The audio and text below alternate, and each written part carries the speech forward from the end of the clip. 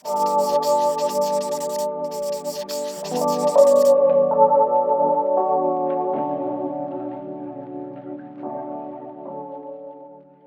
Genesis 38 picks up, I'm sorry, does not pick up where the story left off in Genesis 37 with Joseph and how he got sold into slavery by his brothers. In fact, Genesis 38 picks up with the story of Judah.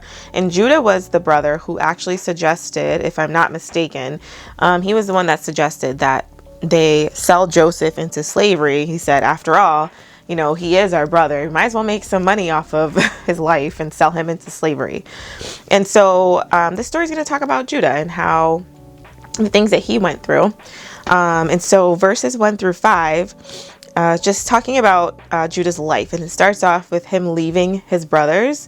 And I put that was probably a good thing. His brothers sound like really bad influence. They don't sound like men of God.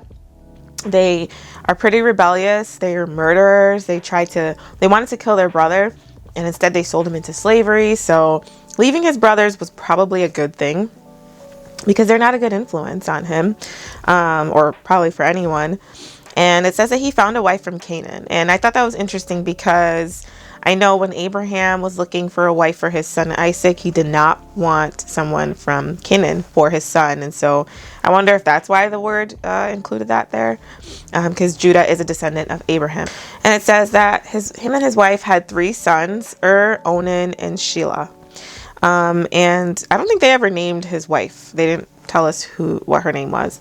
But Judah found a wife for his first son, which was and her name was Tamar. The word said that was wicked in God's sight, and God put him to death. So I'm not, the Bible doesn't specify in what ways, but God is patient. And whenever I see in the scripture that, he wiped out people from the earth, or, someone was wicked and he wiped them out, I can imagine that person was pretty a bad person. Because God is a very patient God. And even if you look at the lives of these boys, right, they killed an entire city. God didn't wipe them out. So, whenever I see that in the Bible, sometimes, maybe we think, well, wow, that's kind of harsh. But we don't know what he did. And we serve a just God.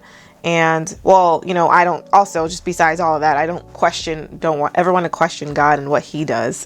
Because what do I know at the end of the day? But, yeah, the point is, whenever I see that in the word, I really think, wow, it must have been horrible things that they were doing, because we have such a loving and patient God. But anyways, was wicked in God's sight, and he put him to death. And so it was custom there that if, because Tamar did not have any children, she was to marry the next oldest brother, which was part of their custom. And Judah asked his second son, which was Onan, to marry Tamar and reproduce. But Onan prevented her from getting pregnant, and God put him to death as well.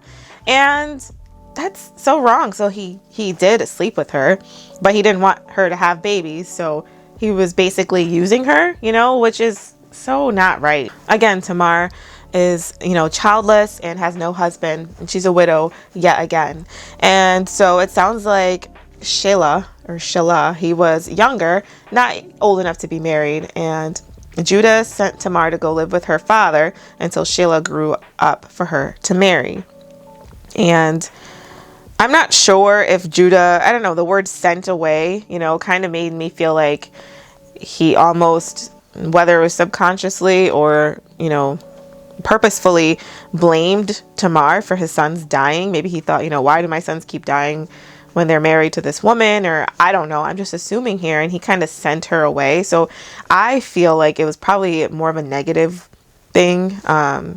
He probably sent her away, and they probably didn't have the most positive relationship or exchange of words, perhaps. But again, I'm just speculating by the wording. Verse 12, and it says, after a long time, so some time had passed, and Judah's wife had died. So that's how long time has passed.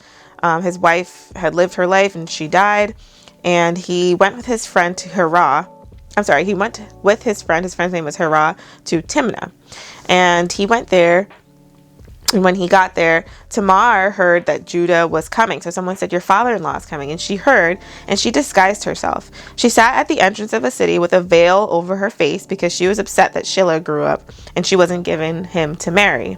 And so if you remember, Judah said, go to your father's house and you can marry my youngest son once he's old enough. But it doesn't sound like that ever happened.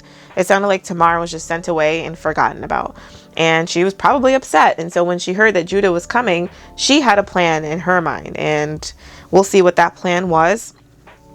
And then verses 15 through 19, Judah thought Tamar was a prostitute. And so he, prior, it said that he had grieved the loss of his wife. He was so sad. And then when he came to the city, he thought that she was a prostitute because she had her face covered. And she knew that he didn't know it was her. And he said to her, how much can I pay you to sleep with me? And he said that he offered to pay her a young goat to sleep with him. And she said, okay, well, give me something kind of, I think of it as collateral, give me something, as a promise of payment almost. And she asked for his seal, his cord, and the staff in his hand. And he agreed. He said, sure. And, she became pregnant. And then she took off her disguise and she went back to living life normally. It says she went back with her widowed clothes, I think is what the wording of the text said. So Tamar did this on purpose. She thought about what she was going to do and she ended up getting pregnant that one time. And then she went back to living her life. And remember, she has his seal, cord, and staff. Verses 20 through 23. So Judah, he knew he had to pay her. So he sent his friend to that city. And he said, bring this young goat and find the prostitute to pay her. And his friend asked the locals, do you know where the prostitute is? And they said, I don't know of any prostitute around there. So clearly, she had a plan. She had a purpose. She wasn't there to, sleep with just anyone. She knew Judah was coming and she planned that on purpose. Verse 24, Judah was told that Tamar was guilty of prostitution and that she was pregnant. And now all of a sudden, even though he forgot about her for years, it sounds like maybe he thought in the back of his mind, his sons died because of her. I don't know. Again, I'm speculating. Now all of a sudden, he was told your daughter-in-law is pregnant and she was widowed. So she, she wasn't supposed to be sleeping with someone unless, she was married to them. And he said she's guilty of prostitution and she was pregnant. And he said, he wanted her burned to death, which is so harsh. If you think about it, he sinned too. He did the same thing. He is also a widow and he slept with her. And it made me stop and think, how often are we so critical of those who sin in the same way that we do? No matter what the sin is, we can't look at our brother or sister and think, and I just mean, brother or sister, anyone, I'm just speaking general here, brother or sister in Christ, and think, wow, their sin is so much worse than mine and they deserve this punishment, when the actuality of it is we all sin and we all need to stop and take a step back and stop being so harsh and judgmental against each other. And I wrote that Judah was harsh and judgmental even though he sinned too. So yeah, we can't point the finger when we also sin. Verse 25, Tamar reveals Judah's staff and cord. And so she says, well, the father of my child is the person who owns this stuff. And then Judah realized what had happened. So Judah admits, he kept his son Shelah from marrying her. And I wrote, why did they treat Tamar this way? I kind of felt bad for her, even though she was, she lied and she was deceptive.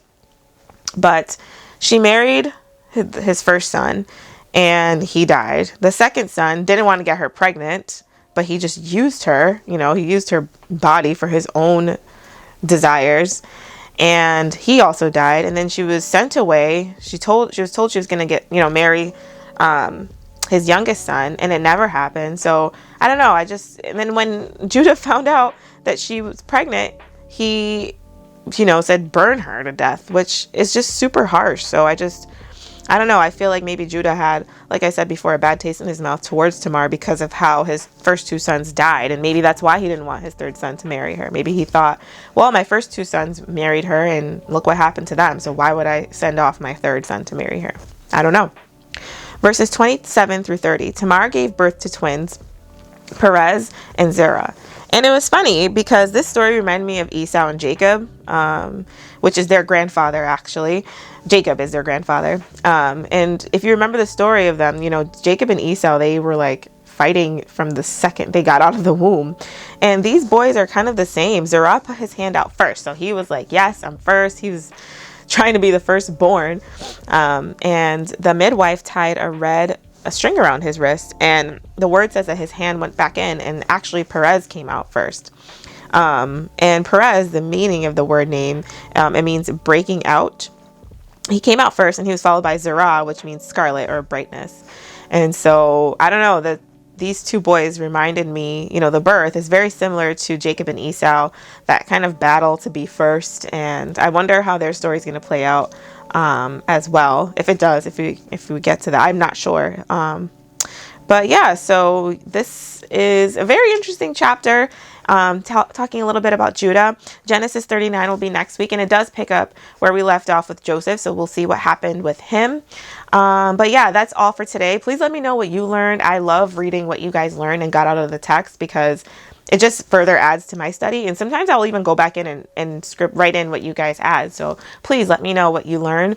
Thank you so much for watching. Please subscribe and like this video if you liked it. It really helps to support my channel. I post a new Bible study every Monday, Wednesday, and Friday at 7 a.m. Eastern Standard Time. And I cannot wait to study the Bible with you again. Bye.